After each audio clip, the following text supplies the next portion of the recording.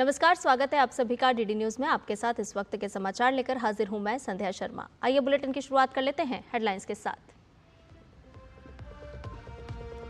Critical minerals पर America में हुई अहम बैठक। केंद्रीय मंत्री अश्विनी वैष्णव ने कहा, सप्लाई चेन को लचीला बनाने और अच्छी क्वालिटी के मिनरल्स की उपलब्धता पर हुई चर्चा।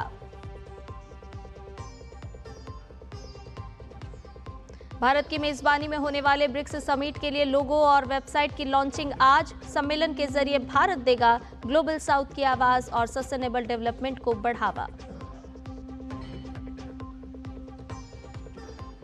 ईरान में अमेरिकी वर्चुअल दूतावास की अपने नागरिकों को सलाह, तुरंत छोड़ें ईरान। सरकार विरोधी प्रदर्शन के कारण अब तक 600 से अधिक लोगों की मौत।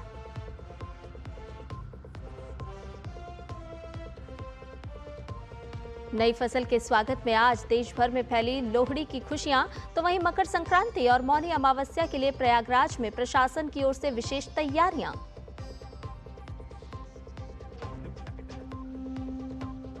और महिला प्रीमियर लीग में आज गत विजेता मुंबई इंडियंस के सामने होगी गुजरात जॉइंट्स की चुनौती। जीत की हैट्रिक लगाने उतरेगी गुजरात की टीम।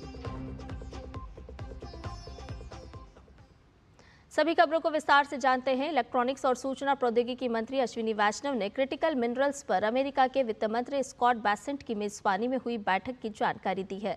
उनके अनुसार क्रिटिकल मिनरल्स की सप्लाई चेन को कैसे लचीला बनाएं, कैसे अच्छी गुणवत्ता के खनिज सबको मिलते रहें, इस पर बैठक केंद्रित थी। उन्होंने कहा कि कई देशों ने अपने अनुभवों को साझा किया और बताया कि सप्लाई चेन के लिए वो लोग क्या कदम उठा रहे हैं और पर्यावरण के नज़रिए से क्रिटिकल मिनरल्स को कैसे रिसाइकल करके ज़्यादा इस्तेमाल में लाया जा सकता है। इसकी गुणवत्ता पर भी बातचीत हुई। अश्विनी वैष्णव ने कहा कि सप्लाई चेन को मजबूत करना भारत की मैन्युफैक्चरिंग क्षमताओं और तेज़ी से बढ़ते इलेक्ट्रॉनिक्स सेक्टर की मजबूती के लिए बहुत ज़रूरी है।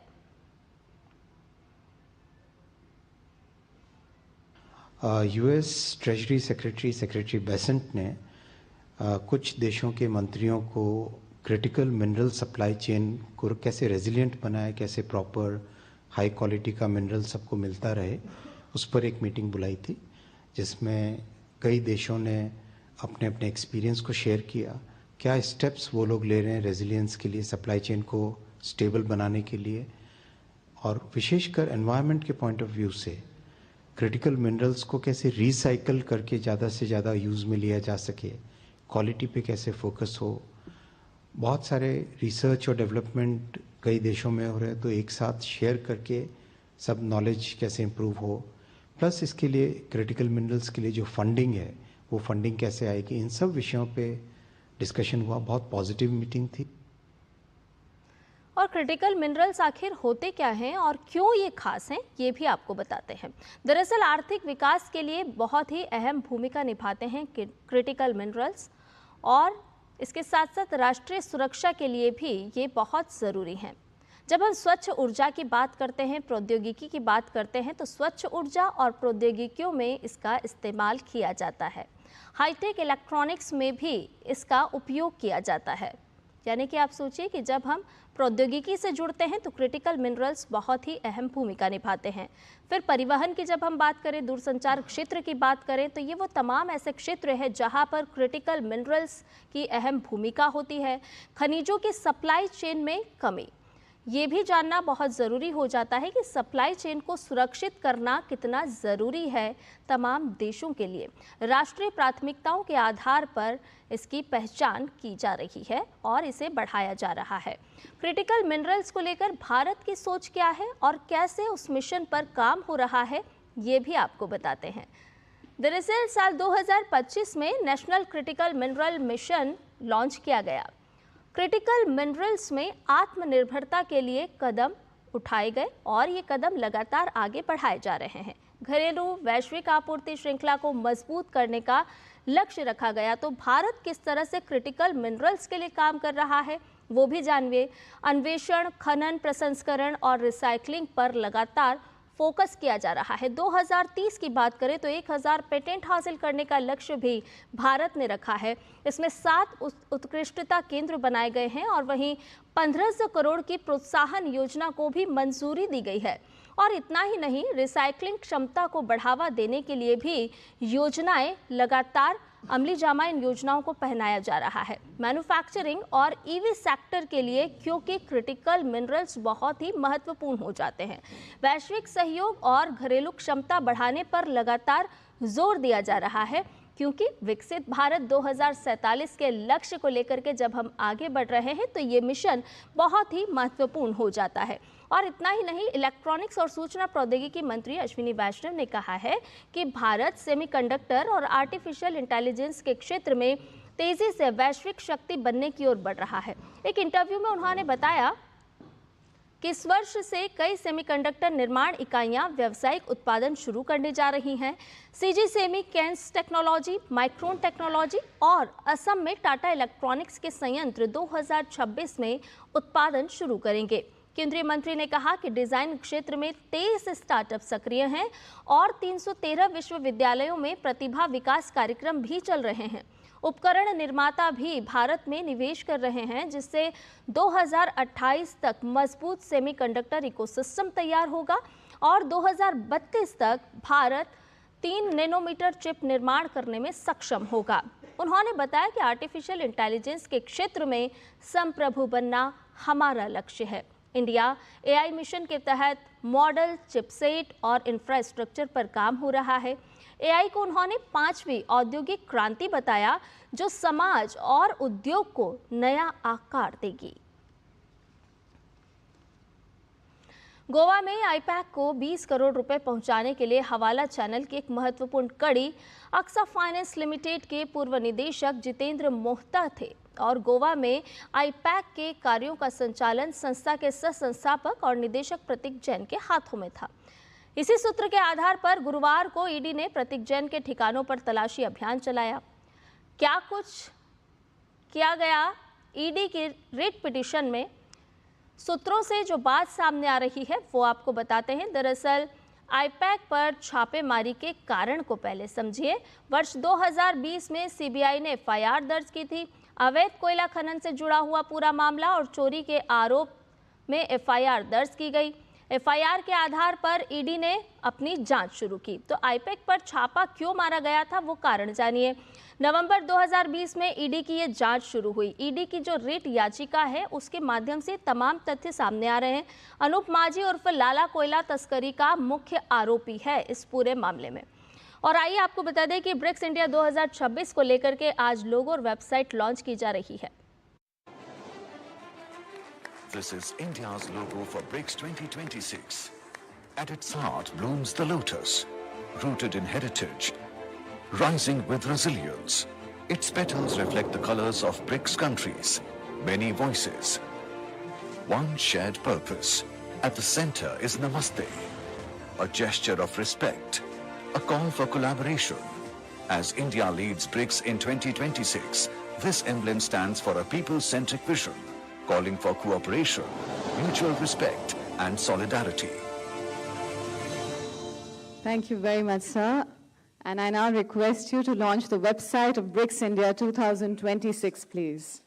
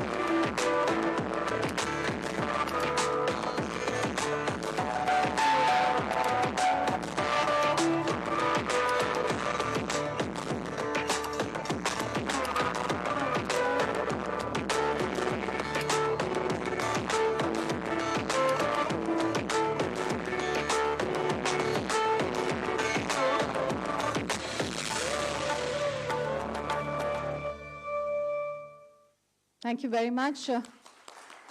May I request you, gentlemen, to please take center stage and give us a photo opportunity before the address of the External Affairs Minister, Dr. S. Jaishankar.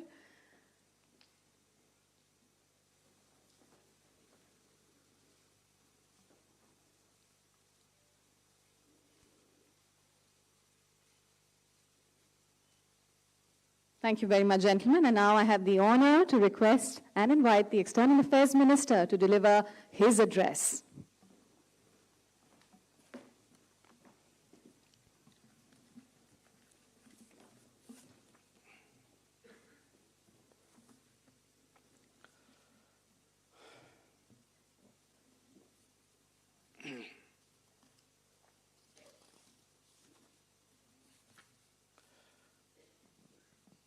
My ministerial colleagues, Shri Kirti Vardhan Singh Ji, Pavitra Margarita Ji, secretaries of MEA, representatives from BRICS countries, excellencies, senior officials of Government of India ministries, representatives of think tanks and business chambers, colleagues, friends. I'm extremely pleased to welcome you all this morning to the formal unveiling of the logo, theme, and website for India's chairship of BRICS for 2026. As we have gathered today on the eve of Makar Sankranti, a festival known by the many names of also Lohri, Magh Bihu, Pongal, and that celebrates the sun's celestial journey northwards, known as Uttarayan, I extend my warmest greetings to each one of you on this auspicious occasion. Just as these festivals convey hope and goodwill, India's BRICS chairship will seek to bring together the potential of BRICS countries for greater global welfare. Friends, when India prepares to assume the BRICS chairship in 2026, we do so at an important moment in the grouping's journey.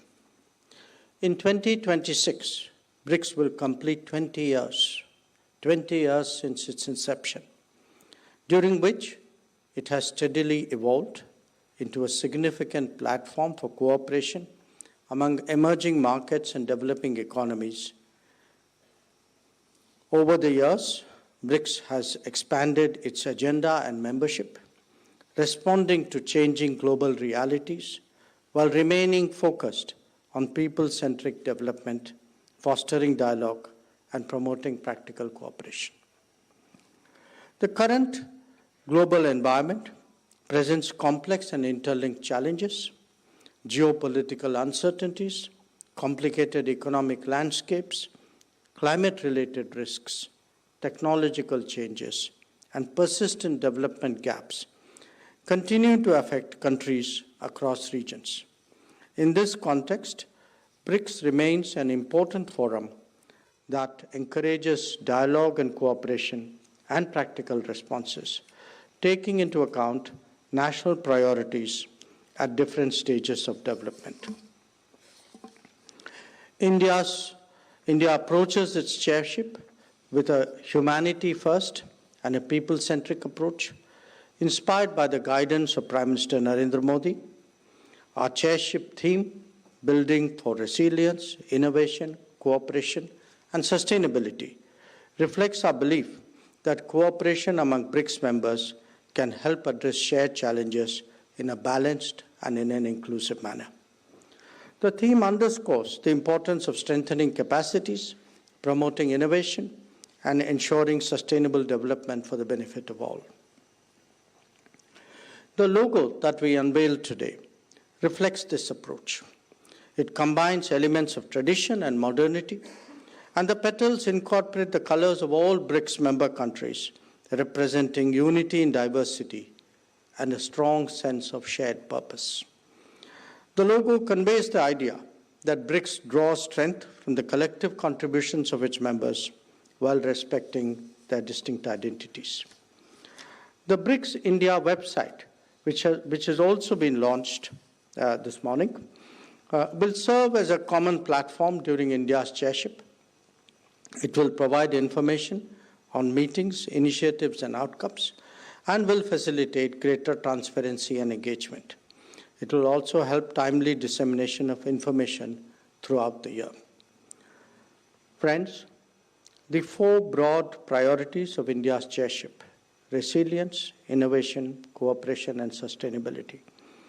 They will provide a coherent and balanced framework across the three foundational pillars of BRICS: political and security, economic and financial, and cultural and people-to-people exchanges.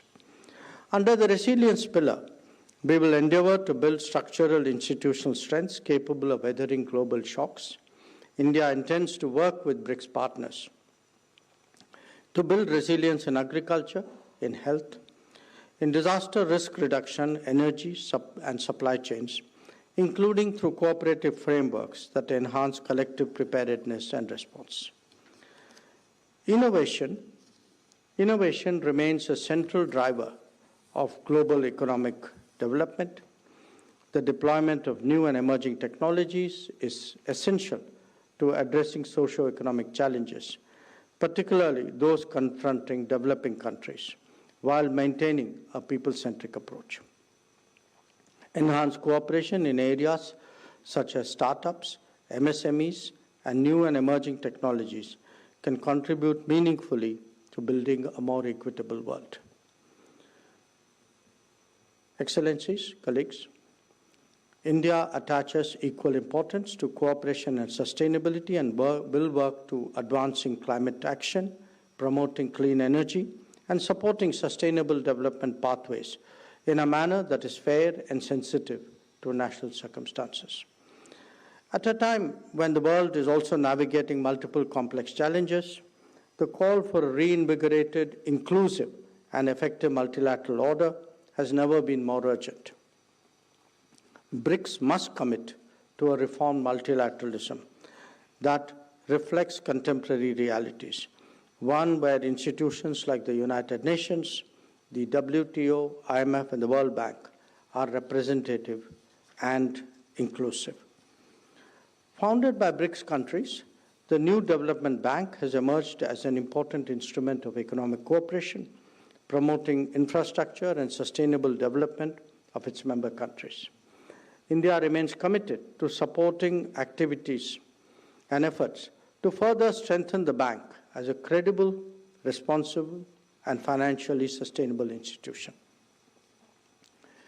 People-to-people exchanges will always remain an essential component of BRICS and especially of our chairship, with continued emphasis on youth, culture, education, sports, tourism, and academic interactions. And they will all help us to build mutual understanding and further deepen our collaboration. These exchanges contribute to creating a stronger sense of community within BRICS and lay the foundation for long-term cooperation. India views BRICS as a constructive platform for dialogue and development, complementing the broader multilateral system, guided by the principles of mutual respect, sovereign equality, and consensus.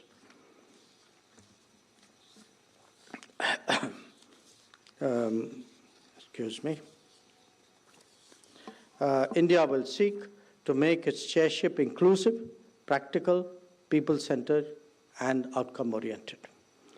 So let me conclude by saying that I look forward to the cooperation and support of all BRICS members, partner countries, and other stakeholders as we work towards and together during India's chairship. I count on your support. Once again, I thank you all for joining us today.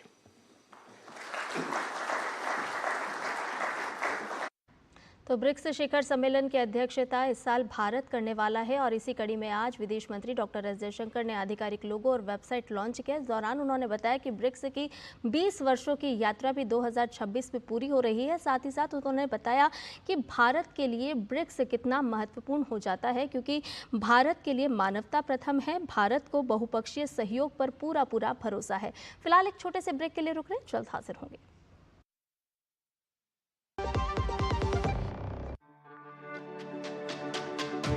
मेरी पसंद। मेरी पसंद। मेरी पसंद। मेरी पसंद। हमारी पसंद। हम सबकी पसंद। मजबूत देश का मजबूत सरिया हो गया स्टील।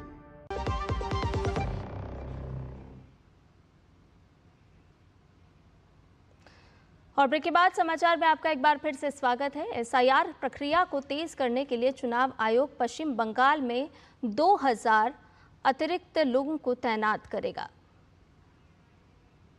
आपको ये भी बता दें कि इससे पहले गोवा की अगर हम बात करें तो गोवा में आईपैक को 20 करोड़ रुपए पहुंचाने के लिए हवाला चैनल की एक महत्वपूर्ण कड़ी अक्सा फाइनेंस लिमिटेड के पूर्व निदेशक जितेंद्र मेहता थे और गोवा में आईपैक के कार्यों का संचालन संस्था के सह संस्थापक और निदेशक प्रतीक जैन के हाथों में था। इसी सूत्र के आधार पर गुरुवार को ईडी ने प्रतीक जैन के ठिकानों पर तलाशी अभियान चलाया। क्या कुछ कहा गया है ईडी की रिट पिटीशन में, सूत्रों से जो बात सामने आ रही है वो आपको बताते हैं। दरअसल आईपैक पर छापेमारी के क्या कुछ कारण हैं वो जानिए, क्योंकि वर्ष 2020 में सीबीआई ने इस पूरे मामले में एफआईआर दर्ज की थी। अवैध कोयला खनन और चोरी के आरोप में ये एफआईआर दर्ज हुई थी। एफआईआर के आधार पर ईडी ने अपनी जांच शुरू की और इसके बाद नवंबर 2020 में ईडी की जांच शुरू हुई। अनूप माझी उर्फ लाला कोयला तस्करी का मुख्य आरोपी था इस पूरे मामले में और कोयला घोटाला 2742.32 करोड़ रुपए का था, जिसको लेकर के ईडी लगातार अपनी कार्रवाई आगे बढ़ा रही थी। अवैध रूप से निकाला गया कोयला बेचा जाता था यहां से। दीपक अग्रवाल को ईसीएल की खदानों से बेचता था कोयला। तो अवैध रूप से कोयले को निकाला जाता था, इसकी तस्करी किस तरह से की जाती थी वो आपको बता रहे हैं। शाकंभरी ग्रुप का मालिक है दीपक अग्रवाल और दीपक अग्रवाल के घर और साथ साथ कार्यालय पर ये छापेमारी की गई। इसके बाद हवाला के माध्यम से भारी मात्रा में काले धन का लेन देन सामने आया। हवाला ऑपरेटर आर कांतिलाल का नाम भी इस पूरे मामले में सामने आया। आर कांतिलाल फर्म के माध्यम से 20 करोड़ रुपए गोवा भेजे गए। गोवा में हवाला खाते को संभालने वाले सागर पटेल से पूछताछ हुई। सागर पटेल से पूछताछ के बाद अक्षय कुमार का नाम सामने आया। देखिए, क्रमबद्ध तरीके से इस पूरे मामले को समझिए कि ईडी की जो रिट याचिका है वो किस तरह से काम कर रही है, क्योंकि ईडी लगातार इस पूरे मामले को लेकर पड़ताल कर रही थी। इसमें हर्ट्स एंड पिक्सेल्स का कर्मचारी Akshay Kumar, ASM event technology private limited का भी कर्मचारी शामिल था। पंकज मलिक और सिद्धार्थ मलिक इन कंपनियों के मालिक हैं और इसीलिए ये पूछताछ की गई। 2021-2022 की बात की जाए तो गोवा में आईपैक के लिए कंपनी ने काम किया। अब हवाला चैनल को समझिए कि हवाला चैनल की महत्वपूर्ण कड़ी जितेंद्र मोहता थे। अक्सा फाइनेंस लिमिटेड के पूर्व निदेशक थे जितेंद्र मोहता।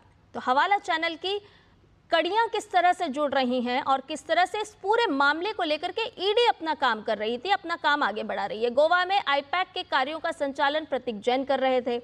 अब सूत्र ये भी बता रहे हैं कि ईडी ने प्रतीक जैन के ठिकानों पर तलाशी की और इसी तलाशी अभियान के बाद हमने देखा कि पश्चिम बंगाल में किस तरह का मामला सामने आया कि जब ईडी की टीम छापेमारी कार्रवाई करने के लिए पहुंची तो ममता बनर्जी सामने आ गई। फिलहाल एक छोटे से ब्रेक के लिए रुक रहे हैं, जल्द हाजिर होंगे। अज सारे मोहल्ले हाजी खुशियों दी तुम्बी बाजी हर स्वाद दिले चटकारे नचते ने सारे बाजी लोड़ी दी बधाइयां अज मिलके जश्न मनावांगे लोड़ी दियां लख लख बधाइयां हो असली मसाले सच सच MDH जरा सी हंसी दुलार जरा सा Amul the taste of India जरा सी अंदर प्यार जरा सा Amul the taste of India यही तो अमूल है स्वाद इंडिया का यही तो अमूल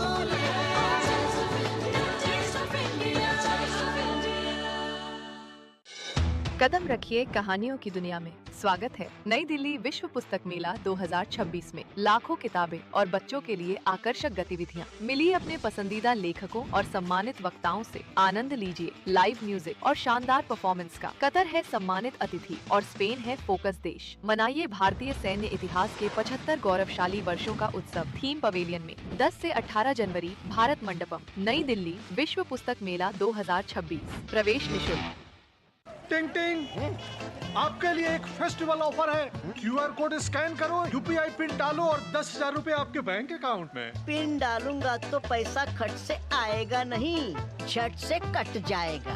मैं मूर्ख नहीं हूँ। आलिया, यूपीआई कहता है यूपीआई पिन पैसे भेजने के लिए होता है, पाने के लिए नहीं।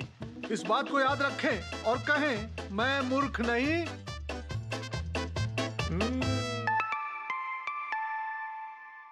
जाइए, आप भी किसी का टेस्ट लीजिए।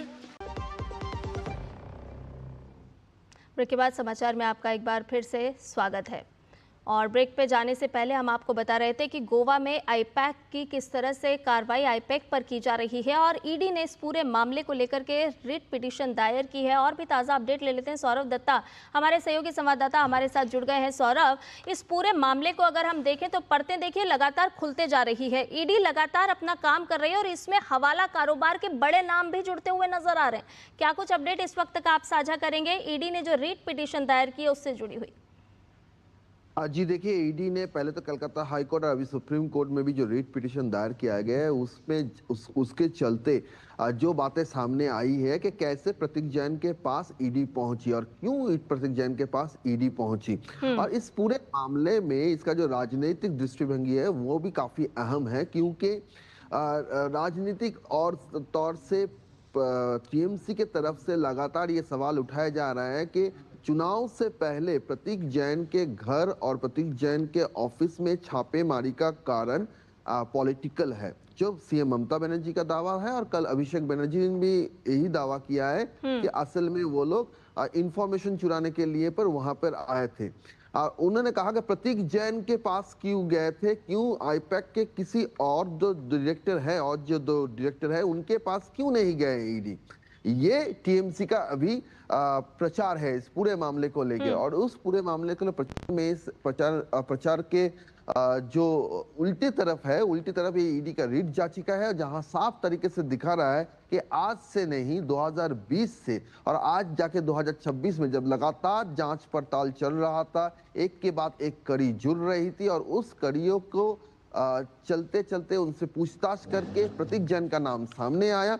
और प्रतीक जैन उस वक्त गोवा में जो ये पैसा गया था, जो कोल हवाला का जो पैसा है, वो पैसा हवाला का माध्यम से जब गोवा में गया था तो गोवा का जो अकाउंट जो ऑपरेट करते थे वो है प्रतीक जैन, आईपैक के हिसाब से जो ऑपरेट किया जा रहा था, तो इसीलिए प्रतीक जैन के पास पहुंचे। तो साफ तरीके से ये जवाब है ये रिट याचिका के तहत ईडी का, और उल्टी तरफ राजनीति है टीएमसी का।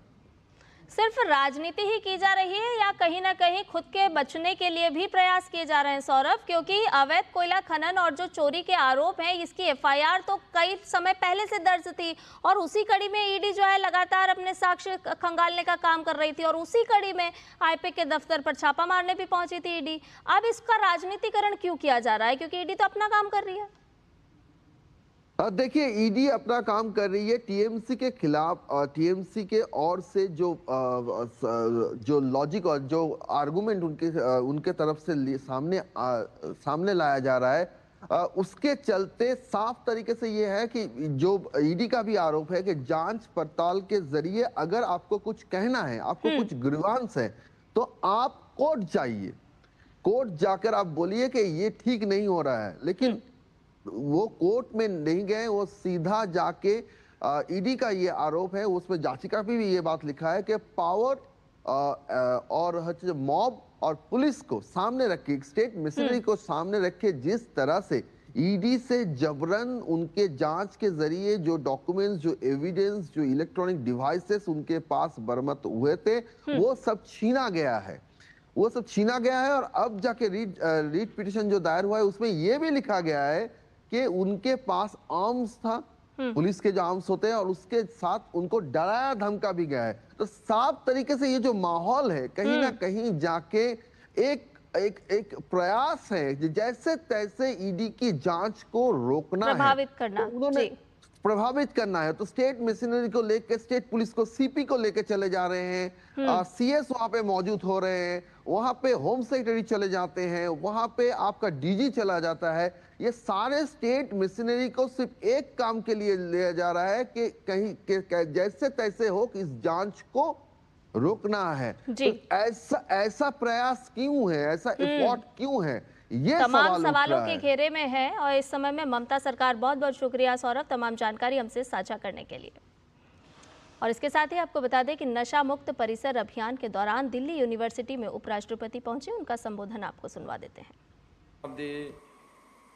नशा मुक्त भारत अभियान, the universities are not merely centers of academic learning. They are the places where values are shaped, the leadership is nurtured, and the future of the nation is forged. Without good leadership, we can't build a strong nation. A leadership will come from where? They said that our Delhi Education Minister is alumni of our university. So from this you can easily understand the leadership always comes from the youth force of this country, and it comes from you. When you change, the leadership is getting created. My humble request to Sri Dharmendra Pradhan ji to ensure that the drug-free campus campaign becomes a part of all the central higher education institutes all over the country. So a good start by the Delhi University is going to be the exemplary university for the rest of the country. That is the importance of today. I am also happy to see that Sri Aziz Zoodji, Honorable Education Minister of Delhi, is also very particular, and he has mentioned about my Radha Yatra of more than 19,000 kilometers for 93 consecutive days in Tamil Nadu once I took over as the party president. There were 5-point charter on which I started that program. One of the important charter is eradication of drugs. I started that 21 years back. At that time, the penetration of the drug and the influence of the drug is not this much. But we see the danger. What would be the effect of the use of drugs by the youngsters? But today, it is the need of the hour that we all must work together. Not only we keep ourselves free from drugs, we should not allow our friends, relatives, whomever we know, they should not get influenced by the drugs. That is the ultimate aim of ours today. India is privileged to have a primarily young population. That is the greatest strength of today. The Viksit Bharat is not a dream, but it is going to be a reality. It is because we are having the youth brigade behind us. Substance abuse is not just a personal issue. It is a social challenge, a public health concern, and a threat to our demographic dividend. That is the youth population. So Viksit Bharat cannot be built unless our young brigade is free from the influence of drugs. What is the problem of drugs? First, it makes your mental health spoiled. Second, it makes your physical health spoiled. It makes your life dark. It makes your family life dark. It makes the life of the society dark for you and others. Sometimes we may not be able to come out of the darkness. our life will become totally dark. That is the influence of the drugs. More use, more and more use, then we become addicted and we cannot get out of it. That should not happen. Your entire family is depending on you. The father's success will not be a permanent one unless the son and daughter become the successful citizens of this country. The future of a family depends on the young people of that family. So we all must rise against the drug using, and we all must make an awareness among everyone. We should say no to drugs. That is the today's slogan. It is not only a slogan, it is going to be the vow of all of us today. The vision of Viksit and Atmanirbhar Bharat can be realized only when our youth remain drug-free, healthy and purpose-driven. तो Delhi university में नशा मुक्त परिसर अभियान को लेकर के एक विशेष कार्यक्रम का आयोजन किया गया, जिसमें उपराष्ट्रपति सीपी राधाकृष्णन अपना संबोधन दे रहे थे। उन्होंने साफ तौर पर कहा कि विकसित भारत के संकल्प को लेकर के जब हम आगे बढ़ रहे हैं तो भारत की युवा ब्रिगेड की उसमें अहम भूमिका है, लेकिन साथ ही साथ उन्होंने ये भी बताया कि ड्रग की लत किस तरह से न केवल युवा को बल्कि उसके परिवार को और पूरे के पूरे समाज को प्रभावित कर सकता है। उन्होंने साफ तौर पर यह भी कहा कि विकसित भारत की जो यात्रा है वो युवाओं के बगैर अधूरी है और इसीलिए ज़रूरी हो जाता है कि युवा इस तरह की लत से दूर रहें, नशा मुक्त परिसर बनाएं, नशा मुक्त समाज का निर्माण करें। इसके साथ ही बढ़ते हैं आगे, आपको बताएं कि पश्चिम बंगाल में निपाह वायरस के 2 संदिग्ध केस मिले हैं। ये सूचना मिलने पर केंद्र सरकार सतर्क हो गई है। स्वास्थ्य मंत्री जेपी नड्डा ने इस बारे में विस्तार से जानकारी देते हुए कहा कि 11 तारीख को पश्चिम बंगाल स्थित एम्स कल्याणी में निपाह वायरस के 2 संदिग्ध केस आए हैं। लिहाजा पश्चिम बंगाल को मदद देने और बीमारी को फैलने से रोकने के लिए तुरंत एक national joint outbreak response team का गठन किया गया है। स्वास्थ्य मंत्री ने कहा कि इस बारे में केंद्रीय स्वास्थ्य सचिव ने पश्चिम बंगाल के मुख्य सचिव और प्रिंसिपल सेक्रेटरी से भी बात की है और कहा है कि केंद्र सरकार उनके साथ है। 11 जनवरी को एम्स कल्याणी में स्थित आईसीएमआर के वायरल रिसर्च डिजीज लैब में निपा वायरस के 2 केसेस सस्पेक्ट केसेस पाए गए हैं। निपा वायरस इन्फेक्शन एक गंभीर ज़ूनोटिक बीमारी है जो बहुत तेजी से फैलती है, इसलिए इसकी रोकथाम के लिए तुरंत कोऑर्डिनेटेड कार्रवाई शुरू कर दी गई। इन केसेस की सूचना मिलते ही हमारे भारत सरकार के स्वास्थ्य सचिव ने वेस्ट बंगाल के मुख्य सचिव और प्रिंसिपल सेक्रेटरी हेल्थ के साथ स्थिति के बारे में चर्चा की। वेस्ट बंगाल को सहायता देने के लिए और आउटब्रेक को रोकने के लिए तुरंत ही national joint outbreak response team हमने स्थापित की और जिसके निम्न संस्थाओं के एक्सपर्ट्स को भी हमने जोड़ा है। प्रधानमंत्री नरेंद्र मोदी ने सत्ता में आने के बाद लंबित परियोजनाओं के काम में तेजी लाने और उन्हें जल्द से जल्द पूरा करने के लिए प्रगति नाम से एक पहल की शुरुआत की। इस पहल की 50 बैठकें हो चुकी हैं और 85 लाख करोड़ की 3300 से ज्यादा परियोजनाओं को जल्द ही पूरा भी कर लिया गया है। प्रगति की ये पहल कैसे कमाल कर रही है, इसी पर हम एक सीरीज चला रहे हैं जिसका नाम है प्रगति 850 विकास को गति।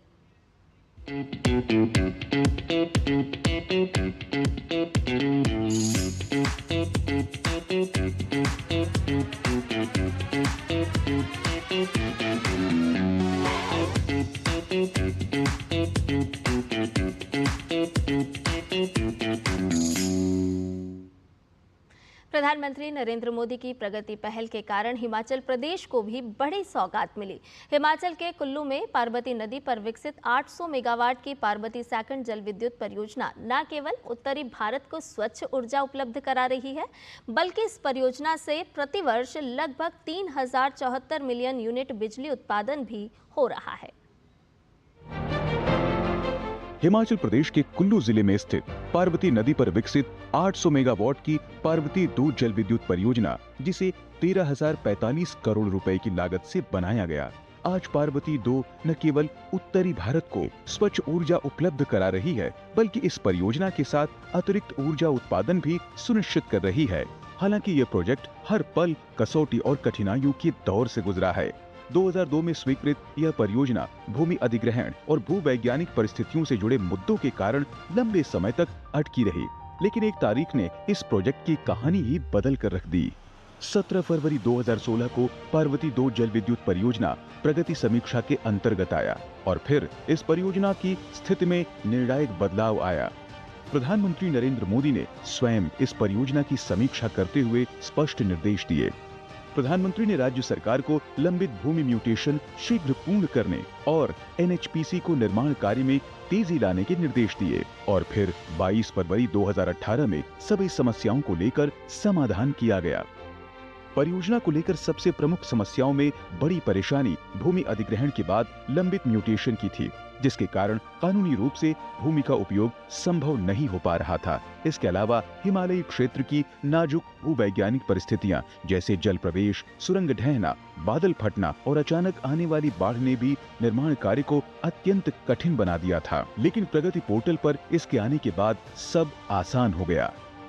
जुलाई 2016 में पहली प्रगति मीटिंग जो है माननीय प्रधानमंत्री जी की चेयरमैनशिप में जो इस परियोजना को विचार और मॉनिटर करने के लिए हुई, उसके तुरंत बाद जो लैंड इश्यूज और म्यूटेशन से रिलेटेड जो इश्यूज काफ़ी लंबे समय से लंबित थे, उन पे प्रदेश सरकार को भी और मंत्रालय को भी उचित निर्देश जारी हुए और जो काफ़ी लंबे समय से अटके हुए इश्यूज थे वो 2018 में ही शुरू हुए। फरवरी 18 में सारे लैंड और म्यूटेशन के इश्यूज क्लियर होने के बाद इस पे प्रगति निर्माण कार्य में तेजी आई।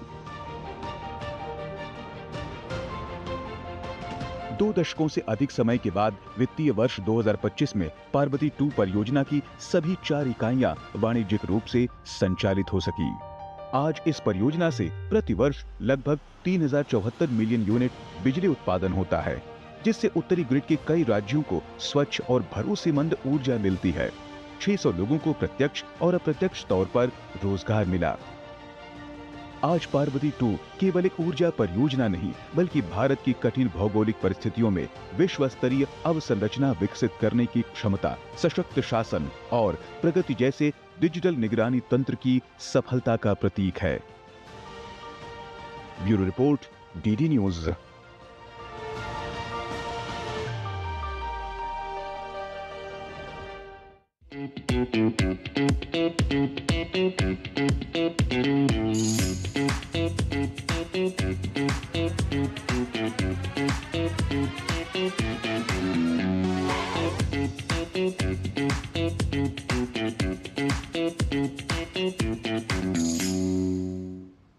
समाचार में खबरें और भी, लेकिन फिलहाल एक छोटे से ब्रेक के लिए रुक रहे हैं, जल्द हाजिर होंगे। अज सारे मोहल्ले हाजी, खुशियों दी तुम भी बाजी, हर स्वाद दिले चटकारे नचते ने सारे बाजी। लोड़ी दी बधाइयां अज मिलके जश्न मनावांगे, लोड़ी दियां लख लख बधाइयां। हो असली मसाले सच सच MDH जरा सी हंसी दुलार जरा सा, Amul, the taste of India. जरा सी अंदर प्यार जरा सा, Amul, the taste of India. यही तो अमूल है, स्वाद इंडिया का, यही तो अमूल है, taste of India, taste of India. जब धरती चीर कर निकलता है लोहे का पत्थर और मिलता है मोंगिया के जोश से, फिर तपता है, पिघलता है और बनता है फौलाद। अब होता है सरिया सारी खूबियों के साथ। मोंगिया स्टील, मजबूत देश का मजबूत सरिया। ब्रेक के बाद समाचार में आपका एक बार फिर से स्वागत है। देश भर में आज लोहड़ी का पर्व धूमधाम से मनाया जा रहा है। खासकर हिमाचल प्रदेश, पंजाब, हरियाणा और दिल्ली में इस त्योहार की रौनक है। किसानों के लिए ये दिन विशेष महत्व रखता है क्योंकि ये फसल कटाई से पहले का समय होता है और लोहड़ी उनके लिए खुशियों का प्रतीक बनकर आता है। इसी बीच जम्मू कश्मीर के सांबा में भी बीएसएफ के जवानों ने बड़े जोश और उल्लास के साथ लोहड़ी का पर्व मनाया। इस अवसर पर जवानों ने पारंपरिक गीतों के साथ लोहड़ी जलाकर सीमा सुरक्षा में अपनी निष्ठा और मेहनत का उत्सव मनाया। उत्तर प्रदेश में मकर संक्रांति 15 जनवरी को मनाई जाएगी और इसलिए सरकार ने इसी दिन पब्लिक हॉलिडे घोषित किया है। इस दिन सभी सरकारी दफ्तर और बैंक बंद रहेंगे। पहले 14 जनवरी को छुट्टी घोषित की गई थी, जिसे अब बदल दिया गया है। मकर संक्रांति पर सूर्य धनु राशि से मकर राशि में प्रवेश करता है, जिसे उत्तरायण की शुरुआत माना जाता है। सूर्य के मकर राशि में प्रवेश को संक्रांति कहा जाता है। ज्योतिषियों के अनुसार इस बार संक्रांति का शुभ मुहूर्त 15 जनवरी को होगा।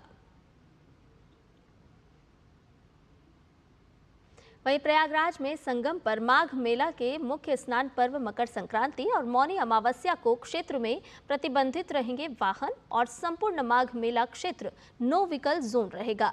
यूपी में मकर संक्रांति 15 तारीख को और मौनी अमावस्या 18 जनवरी को मनाई जाएगी। इसके लिए श्रद्धालुओं और वाहनों के आवागमन में बदलाव किया गया है। ये व्यवस्थाएं आज शाम 8 बजे से 19 जनवरी की रात 12 बजे तक या भीड़ समाप्त होने तक लागू रहेगी। इसी दौरान पूरे माघ मेला क्षेत्र को नो व्हीकल जोन घोषित किया गया है और मुख्य स्नान पर्व पर अक्षय वट दर्शन भी बंद रहेंगे।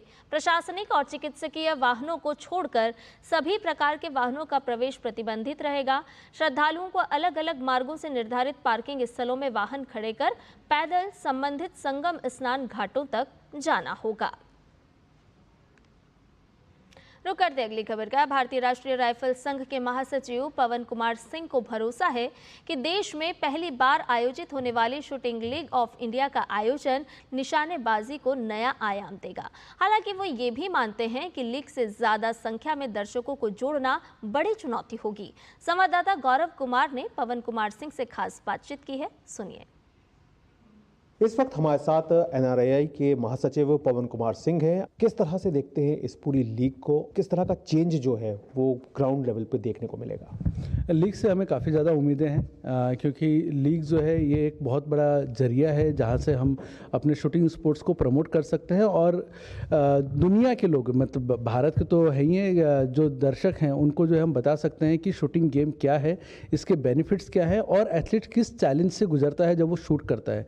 ये सारी चीज़ें हम जो है लीग के जरिए जो है हम बताने की कोशिश करेंगे और मुझे पूरा उम्मीद है इस लीग से कि ये स्पोर्ट्स जो है जो लीग जो है ये स्पोर्ट्स को बढ़ाने में बहुत मदद करेगा गांव तक, मतलब जहाँ पे टैलेंट है और उस टैलेंट को नर्चर करने के लिए और ढूंढने के लिए हमें मदद करेगा। लीग को सामने लाना भी एक बड़ी चुनौती होती है, तो इसके लिए किस तरह से आप लोगों ने एक पूरी जो एक रूपरेखा है वो कैसे तैयार की? ये लीग जो है हमारे प्रेसिडेंट साहब का विज़न है और इसके लिए जो है काफ़ी अच्छी टीम जो है लीग के लिए काम कर रही है और जहाँ तक अगर फॉर्मेट और अगर मैं बात करूँ कि क्या चैलेंजेस, तो मेजर चैलेंज शूटिंग स्पोर्ट्स का यही है कि स्पेक्टेटर से कनेक्ट नहीं हो पाता है, जिसको हम लीग में मैं मानता हूँ कि एक चैलेंज है और जिसको ये खाली लीग का चैलेंज नहीं है, ये पूरे शूटिंग स्पोर्ट्स का चैलेंज है जिसको हम इस लीग के जरिए दूर करने की पूरी कोशिश करेंगे। जो ज़मीनी स्तर पर जो उभरती हुई प्रतिभाएं हैं उनको भी सामने लाने का एक प्रयास होगा, तो उसके लिए भी कोई एक अलग एक कोई वर्कआउट किया जाएगा, कोई एक टैलेंट हंट ऐसा इस तरह का कोई सर्च पूल जो है वो भी कहीं ना कहीं सामने देखने को मिलेगा आने वाले समय में? जी ज़रूर, मैं इसको अभी डिस्क्लोज नहीं करना चाहता हूँ, लेकिन हमारे प्लान में है कि हम जो है ज़्यादा से ज़्यादा सिटी और जगह पे जा पाए जहाँ से हम टैलेंट को सर्च कर पाएँ और एम्पावर कर पाए। जो छोटे छोटे क्लब्स हैं, जो छोटे छोटे शूटिंग रेंज हैं, उनको एम्पावर कर सके जिससे कि वो अपने जो अपकमिंग एथलीट है, जो अपकमिंग टैलेंट है, उसको जो है इस मेन फ्रेम से जो है या इंडियन टीम के साथ या एनआरआई के साथ जोड़ सके उसको। तो साफ तौर पर एक लीग की जो शुरुआत होती है वो हर खेल को एक नया रूप भी देती है और उसी तरह से निशानेबाजी का खेल भी जो है उसको भी एक नया रूप मिलेगा और साथ ही साथ खिलाड़ियों को अपना मंच मिलेगा जहां वो अपनी प्रतिभा को सामने रख पाएंगे। कैमरामैन मनमोहन के साथ मैं Gaurav Kumar, DD news, Noida. Shooting league of India को लेकर देश के निशानेबाजों में उत्साह चरम पर है और इनके इस उत्साह को नई ऊर्जा देने का काम इस लीग से लगातार जुड़ रही फ्रेंचाइजी कर रही है। इसी कड़ी में सोमवार को एक और फ्रेंचाइजी यूपी प्रोमेथियंस ने भी खुद को आधिकारिक तौर पर इस लीग से जोड़ा। अचूक निशाना, पदक जीतकर देश का सम्मान बढ़ाना, इन बातों को ये युवा शूटर अपनी रगों में उतारने के लिए तैयार हैं। लेकिन इस तैयारी को मुकम्मल रूप मिले, इसके लिए जमीनी स्तर की मजबूती की मांग सबसे पहली शर्त है। ऐसे में अगले महीने होने वाली शूटिंग लीग ऑफ इंडिया इनके इस मिशन का विस्तार रूप है। खिलाड़ियों की सफलता उनका खेल है तो लीग की कामयाबी फ्रेंचाइजीज है। शूटिंग लीग ऑफ इंडिया के साथ सोमवार को एक और फ्रेंचाइजी यूपी प्रोमेथियंस आधिकारिक तौर पर सामने आए। इस मौके पर NRAI के महासचिव पवन कुमार सिंह ने भरोसा जताया कि जिस तेजी के साथ फ्रेंचाइजीज सामने आ रहे हैं, ये बात देश में निशानेबाजी के बुनियादी ढांचे को एक नया विस्तार देगी। मुझे पूरा उम्मीद है इस लीग से कि ये स्पोर्ट्स जो है जो लीग जो है ये स्पोर्ट्स को बढ़ाने में बहुत मदद करेगा। गांव तक, मतलब जहाँ पे टैलेंट है और उस टैलेंट को नर्चर करने के लिए और ढूंढने के लिए हमें मदद करेगा और एम्पावर कर पाए। जो छोटे छोटे क्लब्स हैं, जो छोटे छोटे शूटिंग रेंज हैं, उनको एम्पावर कर सके, जिससे कि वो अपने जो अपकमिंग एथलीट है, जो अपकमिंग टैलेंट है, उसको जो है इस मेन फ्रेम से जो है या इंडियन टीम के साथ या NRA के साथ जोड़ सके उसको। वैसे इस लीग में देश और विदेश के शीर्ष खिलाड़ी हिस्सा लेंगे, जिससे मुकाबले बेहद प्रतिस्पर्धी होंगे। ये लीग शूटिंग खेल को बढ़ावा देने और घरेलू खिलाड़ियों को शीर्ष स्तर के एथलीटों के साथ खेलने का अवसर भी प्रदान करेगी। जिस तेजी के साथ शूटिंग लीग ऑफ इंडिया से फ्रेंचाइजीज लगातार जुड़ती जा रही हैं, वो इस खेल की लोकप्रियता को देश में एक नया अक्स दे रहा है, जो जाहिर तौर पर युवा चेहरों के लिए एक अच्छा साइन भी है। कैमरामैन मनमोहन सिंह के साथ मैं गौरव कुमार, DD न्यूज, नोएडा।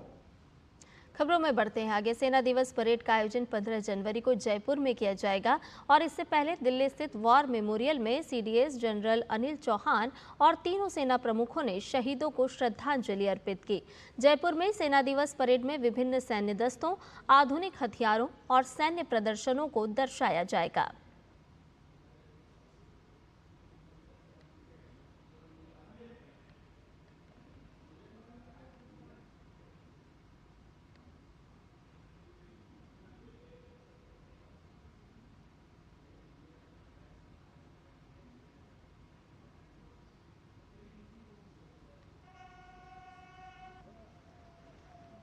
गणतंत्र दिवस एट होम रिसेप्शन के लिए राष्ट्रपति भवन ने मेहमानों को विशेष निमंत्रण पत्र भेजा है। इस निमंत्रण पत्र का डिजाइन भारतीय संस्कृति की समृद्धि और विविधता का प्रतीक है, जिसमें अष्टलक्ष्मी राज्यों के कुशल कारीगरों और शिल्पकारों को श्रद्धांजलि दी गई है। इन कारीगरों ने भारत की सदियों पुरानी सांस्कृतिक परंपराओं को बनाए रखा है। इन्विटेशन में इस्तेमाल किए गए डिजाइन और बारीक कलाकृतियां भारत के उत्तर पूर्वी क्षेत्र की समृद्ध कला विरासत को खूबसूरती से प्रदर्शित करती है, जो पीढ़ियों से चली आ रही है।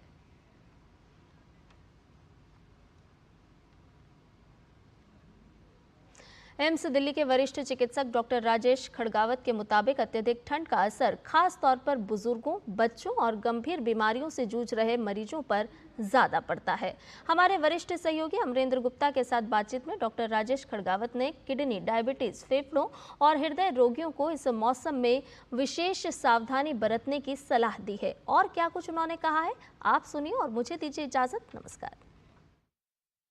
देश में जिस तरह से ठंड पड़ रही है, ऐसे में कई सावधानियां रखने की जरूरत है और ख़ासकर जब बात करें एम्स के डॉक्टरों की निर्देश की, तो उसमें ये साफ तौर पर बताया जा रहा है कि ठंड के मौसम में बहुत सारी सावधानियां रखनी चाहिए। हमारे साथ डॉक्टर राजेश खड़गावत जी हैं, एम्स के वरिष्ठ चिकित्सक हैं। उनसे बात करते हैं कि किस तरह की खासकर डायबिटिक लोगों में सावधानियां रखने की जरूरत है। सर, ठंड में किस तरह की सावधानियां डायबिटिक लोगों के लिए बहुत जरूरी है? ठंड में जो डायबिटीज़ के पेशेंट हैं उनको सबसे ज़्यादा जो सावधानी रखने की ज़रूरत है कि अपना रूटीन चेंज नहीं करना है। हम सभी पेशेंट को कहते हैं कि आप फिजिकल एक्टिविटी करते रहिए, घूमते रहिए। सर्दी में सर्दी ज़्यादा होने की वजह से, कोहरा होने की वजह से आप बाहर अगर नहीं जा सकते हैं, घर में आप फिजिकल एक्टिविटी करिए। छत में, बरामदे में, कमरे में आपको टहलना है, आप बिस्तर पर बैठ के योगा कर सकते हैं। फिजिकल एक्टिविटी बराबर रेगुलर करनी है, क्योंकि वो हमारी शुगर कंट्रोल करता है। दूसरी चीज़, जो अगर आप घर पे रहते हैं, बाहर नहीं निकलते हो तो ये देखा जाता है कि आपका खाने की मात्रा बढ़ जाती है, आप ज़्यादा खाना शुरू कर देते हो। सर्दियों में तो विशेष तौर पर मीठा, गरम गरम हलवा, ये सारी चीज़ें उनसे हमें बचना है। दिन भर हमें फ्लूइड अच्छा लेते रहना, पानी की मात्रा या लिक्विड्स मात्रा पूरी मात्रा में लेता रहना है। अब कुछ वार्निंग साइन है जिनका डायबिटीज़ के पेशेंट को ध्यान रखना है कि अगर आपको जुकाम हो रहा है, आपकी नाक बह रही है, खांसी आ रही है या हल्का बुखार हो रहा है, आप एक आध दिन इलाज करके देख लीजिए। नहीं ठीक हो रहा है तो आप जल्दी से कंसल्ट कर लीजिए, क्योंकि डायबिटीज़ एक इम्यूनो कॉम्प्रोमाइज स्टेट है, इसमें इन्फेक्शन होने के चांसेस जल्दी रहते हैं। साथ में जो आप डायबिटीज़ कंट्रोल के लिए दवाइयाँ हैं आप वो बराबर लेते रहिए। अगर आपके पास ग्लूकोमीटर है तो घर पे आप चेक करके बराबर देखते रहें। सर्दी के दिनों में थोड़ा बार बार चेक कर सकते हैं कि आपकी शुगर ख़राब तो नहीं हो रही है, शुगर बढ़ तो नहीं रही है, और अगर 300 से ऊपर जा रही है तो हम यूरिन में कीटोन भी चेक करके देख सकते हैं।